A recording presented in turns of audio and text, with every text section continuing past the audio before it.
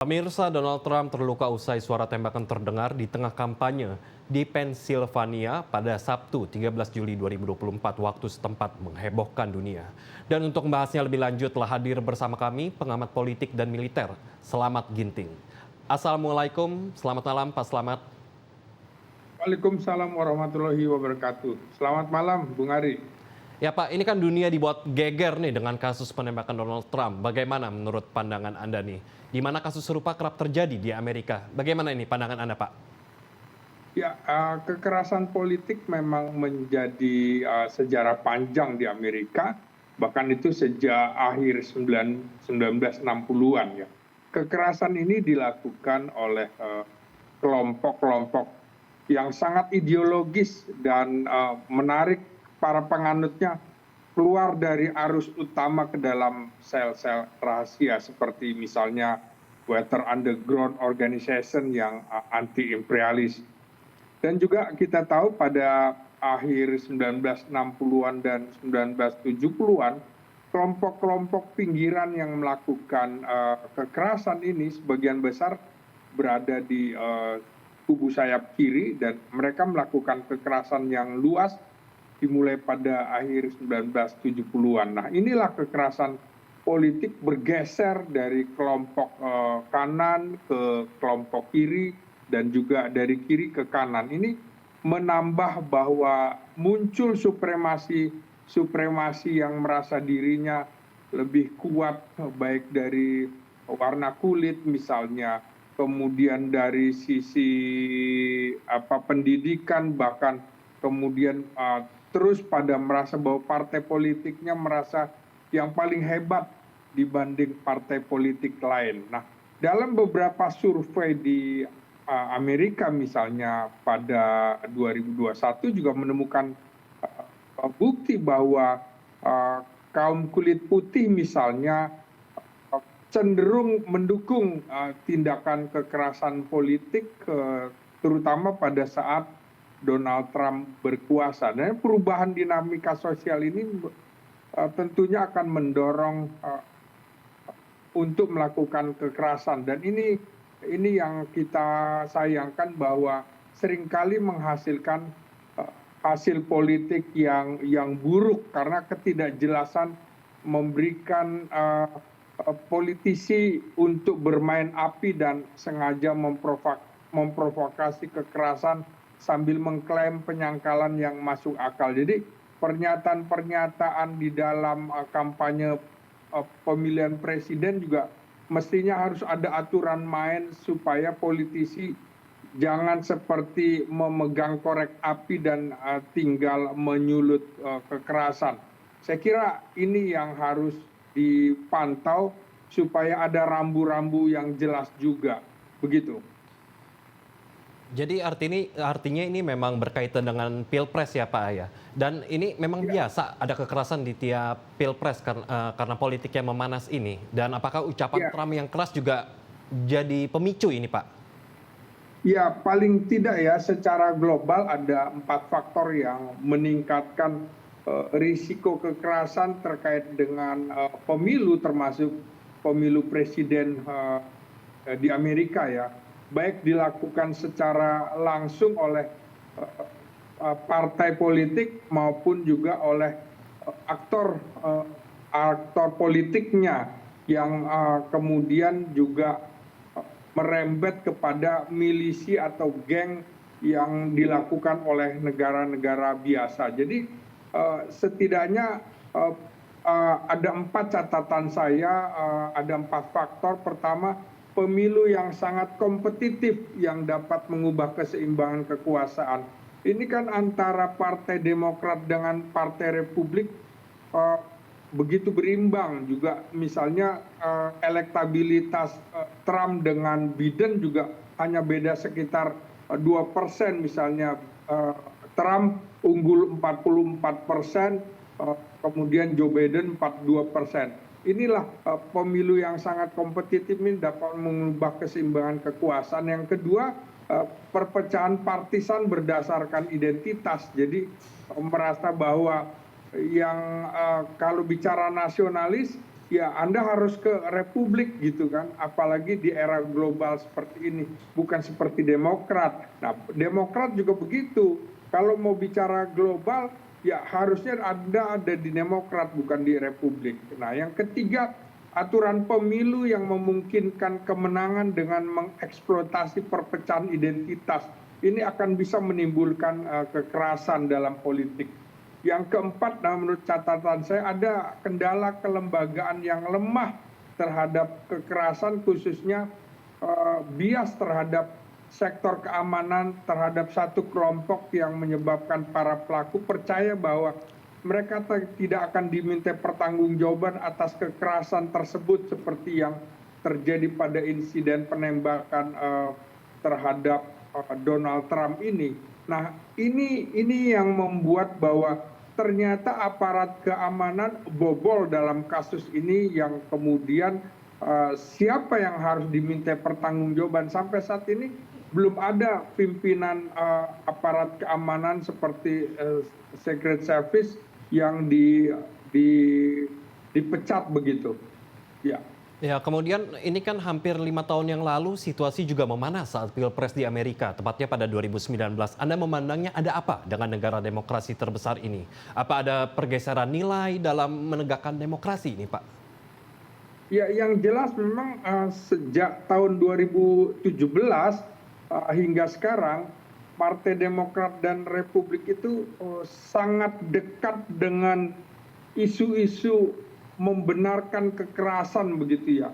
Demokrat tentu cenderung lebih memaafkan kekerasan, kecuali pada November 2019 lalu sebelum pemakzulan pertama Donald Trump saat dia menjadi presiden. Juga ketika dukungan Republik terhadap kekerasan juga melonjak, kedua belah pihak merasa bahwa tingkat kekerasan yang sama tingginya dilakukan oleh lawan-lawan politiknya.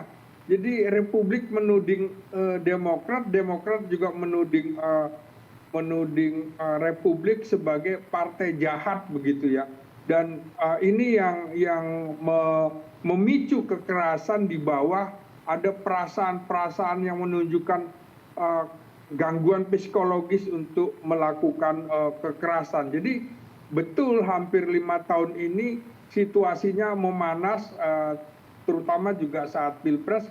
Kita tahu pada 2021 Kongres itu dikepung oleh pendukung Donald Trump yang merasa bahwa Pilpres curang.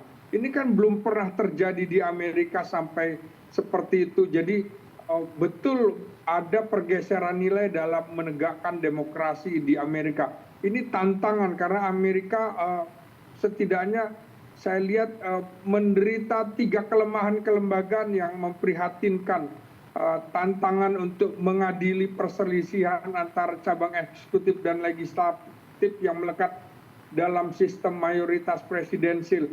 Jadi ketika ada keseimbangan, merasa juga presiden, kemudian juga di DPR-nya juga merasa kuat karena dipilih secara populer, dan ini menjadi masalah bagi badan hukum untuk mengadili peristiwa-peristiwa ini, begitu. Ya Pak, ini kan memang terus memanas ya dari 2017 artinya. Tapi kan mestinya Amerika sebagai negara demokrasi terbesar dan tua bisa menerima perbedaan dengan kepala dingin. Namun ini menandakan masih rendahnya mereka dalam menerima perbedaan, begitu Pak? Ya memang kita bisa lihat kekerasan elektoral itu di sebagian negara itu bahkan sejak abad ke-19 sudah terjadi, termasuk di Pennsylvania, Maine, Rhode Island, dan Colorado. Nah ini ternyata terjadi lagi di Pennsylvania.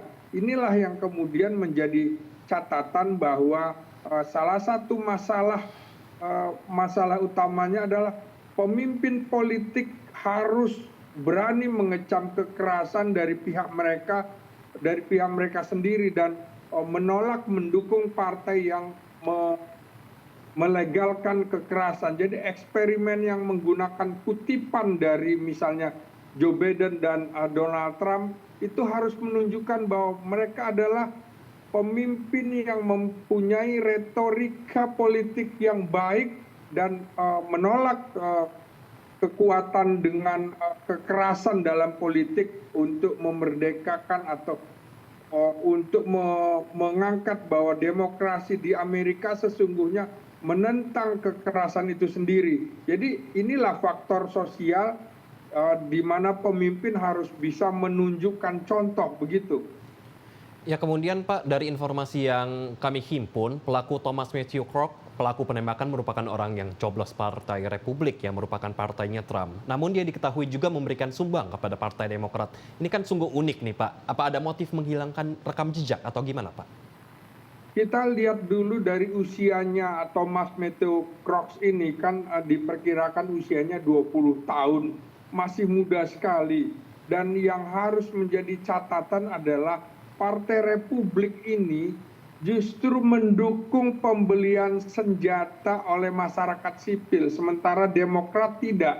Nah, Trump dari Republik seperti senjata makan tuan ditembak oleh pendukungnya sendiri yang merasa bahwa dia mengaku sebagai pendukung Trump, tapi juga memberikan sumbangan kepada Partai Demokrat. Ini misteri yang harus dikupas, yang harus ditelisik agar kemudian tahu siapa di belakang Thomas Krog ini, karena begitu mudanya tapi dia bisa menembak dari jarak 120 meter dengan tepat sasaran telinga Donald Trump.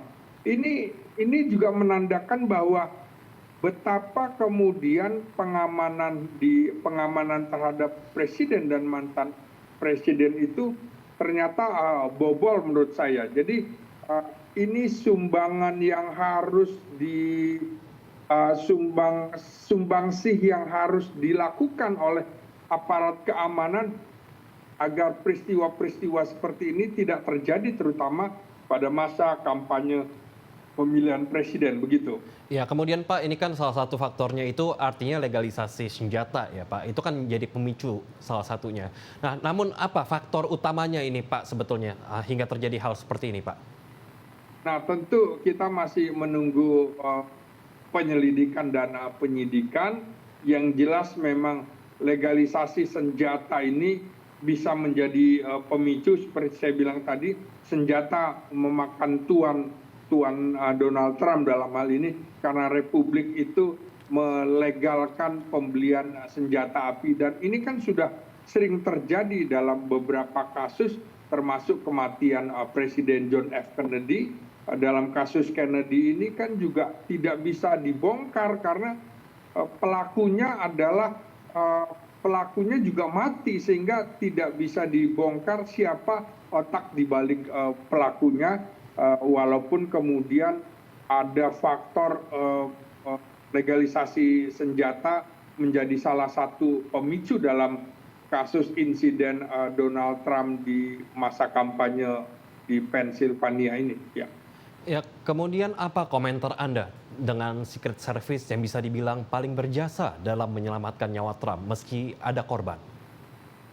Ya, ternyata Secret Service atau pengamanan Presiden Amerika itu bisa bobol juga, dan ini akan berbahaya sekali bahwa kemudian mereka tidak bisa mengawasi dalam jarak tempuh sekitar 120 meter.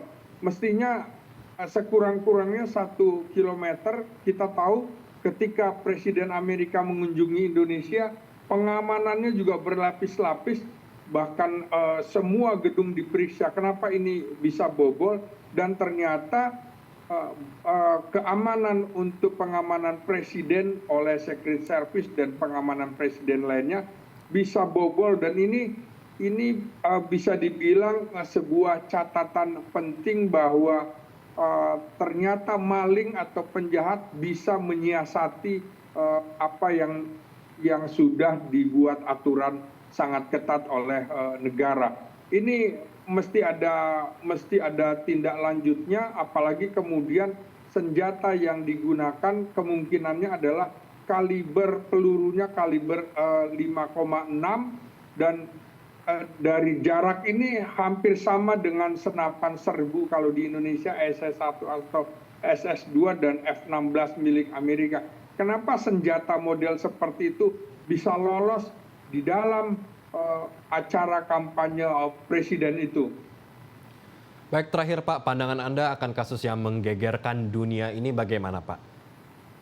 Nah, Amerika yang mengaku sebagai kampiun demokrasi artinya juga harus belajar banyak kemudian demokrasi yang diharapkan ini tidak sesuai lagi karena tingkat kekerasan dalam demokrasi, dalam politik kontestasi pemilihan presiden itu terjadi kembali. Seperti misalnya kasus peristiwa Watergate itu juga ada kekerasan dalam politik dan itu menyebabkan Richard Nixon juga harus mengundurkan diri untuk tidak melanjutkan kepemimpinannya. Ini adalah kasus bahwa demokrasi adalah cara terbaik kedua yang di dunia dan kita tidak tahu lagi cara yang terbaik seperti apa. Paling tidak demokrasi di Amerika ini harus menunjukkan jati dirinya. Amerika sebagai kampiun demokrasi terutama calon presidennya harus memberikan arus informasi yang teduh, yang sejuk, jangan kemudian pidato-pidatonya memprovokasi massa. Dan ini yang menyebabkan kekerasan dalam politik. Dan sangat saya sayangkan peristiwa ini terjadi dan menyebabkan korban tewas beberapa, terutama di belakang panggung pidato Donald Trump. Saya kira ini yang bisa menjadi catatan saya, demokrasi Amerika ternyata harus dibenahi juga. Terima kasih.